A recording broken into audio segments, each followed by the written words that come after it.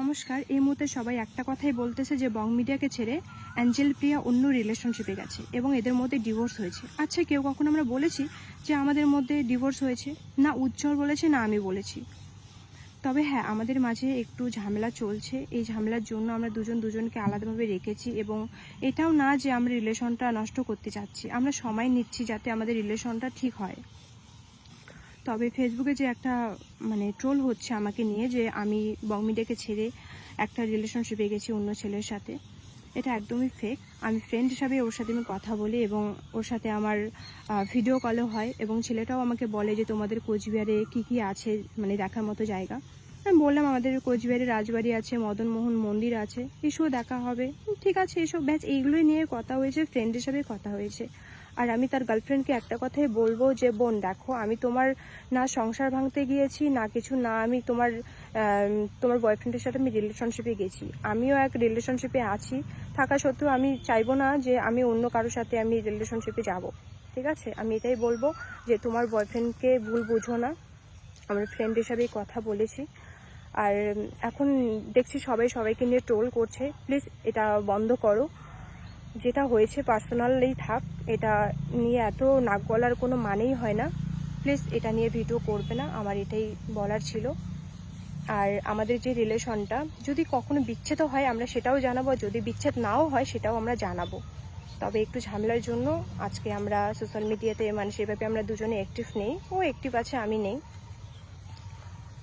আর বং media page থেকে যেটা video share করে, মেয়েটা যে ভিডিও করেছিল সেই ভিডিওটা বং মিডিয়া পেজ থেকে শেয়ার করে। এটা রাগ হওয়ারই কথা, যে রাগের মাথায় ও করেছিল। সেটা আমাকে বললো যে এটা রাগ করে আমি করেছিলাম। ঠিক আছে, আমি বুঝতে পেরেছি যে আমি একটা ছেলের সাথে ভেবে যে লুকায় কথা বলি সেটা স্বাভাবিক।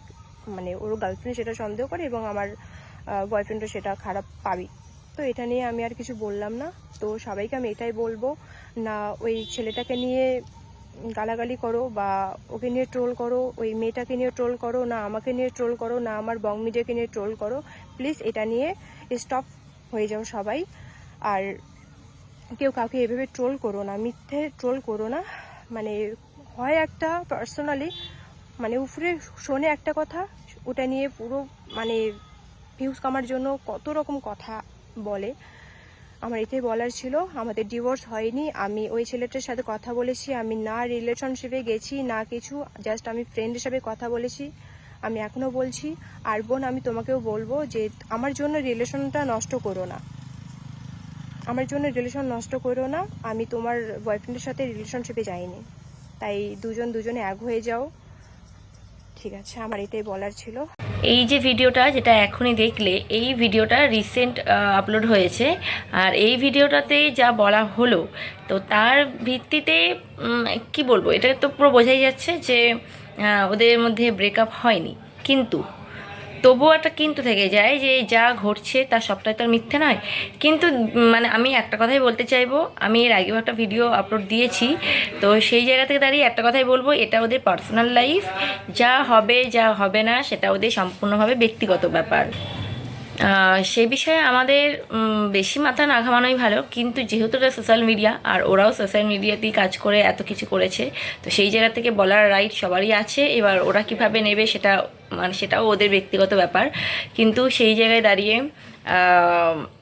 আমার শুধু এটুকুই বলার আছে যে ওরা যেটা করছে, তো ভুল তো কিছু আছেই।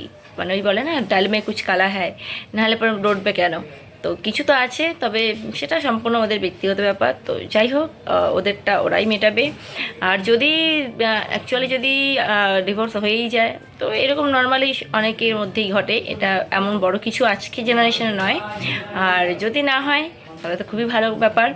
আর অনেক বড় বড় ইউটিউবারদেরও দেখছি যারা একটা নাটক করে, অভিনয় করে, ডিভোর্স হয়ে যাচ্ছে, বাড়ি ছেড়ে চলে যাচ্ছে, কিন্তু অ্যাকচুয়ালি কিছুই হয় না। এগুলো সবটাই হচ্ছে ভিউজ কামানোর কি বলবো, একটা পন্থা। তো সেই জায়গায় দাঁড়িয়ে অ্যাভয়েড করাই ভালো। তো চলো, আমি এই টপিক নিয়ে আমি আর ভিডিও করবো না বাবা। তো যা হবে তাদের ব্যক্তিগত ব্যাপার, তারা মতো বুঝে নেবে।